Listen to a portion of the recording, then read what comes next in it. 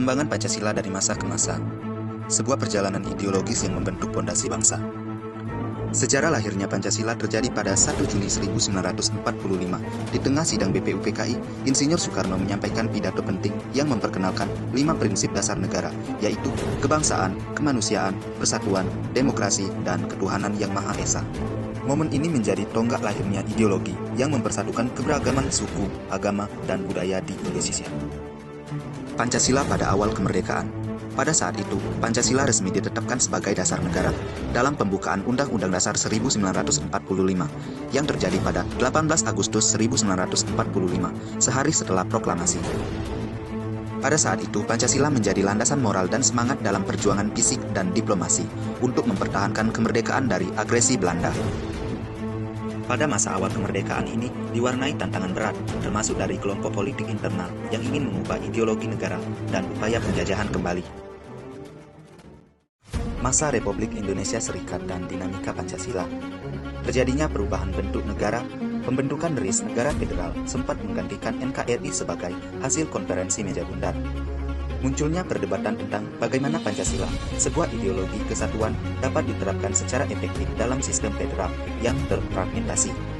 Pada masa ini, Pancasila kembali diperkuat sebagai dasar yang menyatukan, ketika RIS dibubarkan dari Indonesia dan kembali menjadi NKRI pada pertengahan 1950. Masa demokrasi terpimpin dan penafsiran Pancasila. Penguatan asas tunggal. Presiden Soekarno menguatkan penafsiran Pancasila menjadikannya sebagai asas tunggal dan manipol atau usbek sebagai panduan politik.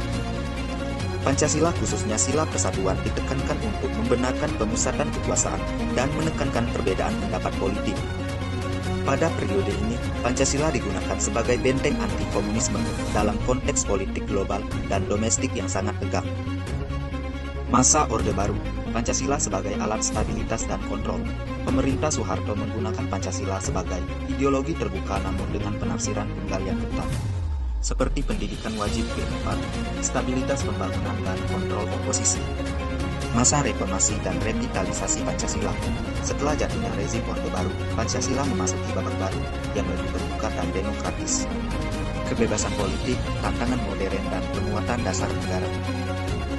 Adapun tokoh-tokoh penting dalam perkembangan Pancasila, yaitu Soekarno, Bapak Pancasila dan penggagas pada 1 Juni 1945, Muhammad Yamin dan Supomo, pengusul rumusan awal dasar negara sebelum ditetapkan secara final, dan Muhammad Hatta, tokoh kunci pengesahan Pancasila dalam pembukaan Undang-Undang 1945. Kesimpulan dari pembahasan kita ini yaitu, Pancasila adalah mata air yang terus mengalir, beradaptasi namun tetap teguh sebagai fondasi persatuan dan identitas nasional kita.